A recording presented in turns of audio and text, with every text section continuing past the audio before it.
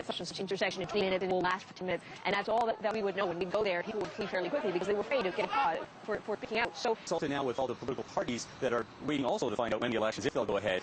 Talked with the People's Pakistani Party, and they're ready to go. All the parties have said they're ready to go, except Musharraf's own party. They say they'll leave that decision up to the Electoral Commission. It's widely speculated that Musharraf's own party doesn't want this election to go ahead because of the nation of benazir Bhutto, because they've gained a lot of sympathy in this, and the Musharraf's party figure, a lot of people, a lot of local journalists are saying here in Islamabad that the election could be postponed until as late as February, end of February, early March, and that bode well for Musharraf's party, many say. People on the streets have been gathering around all these little kiosks to sell newspapers, and the newspaper vendors stapled them up to a wall, and people like 40, 50 of them are looking over each other's shoulders, reading newspapers, and everyone's saying the same thing. Musharraf will go, the elections have to be open, they have to be fair, we have to get through this, there's no reason for delay.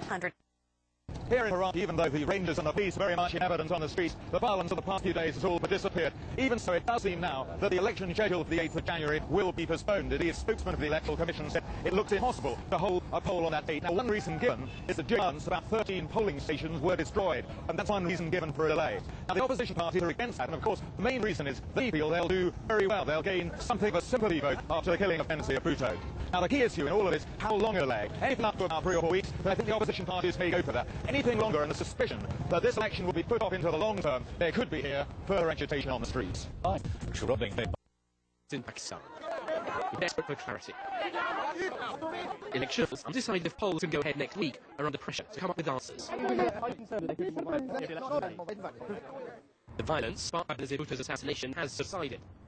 There's been so much damage, particularly in her home province of Sindh. There are real political problems in holding elections in just 7 days' time. In looting and burning, a dozen polling stations were torched. They also sent in the bell boxes, which were in fact came manufactured abroad, and they were brought in. They were also burned, and there were a lot of other material to conduct the election that was destroyed. So they'll have to recreate everything in a very short time. Many in the opposition want elections as soon as possible. They believe the turnout will be boosted because there's still so much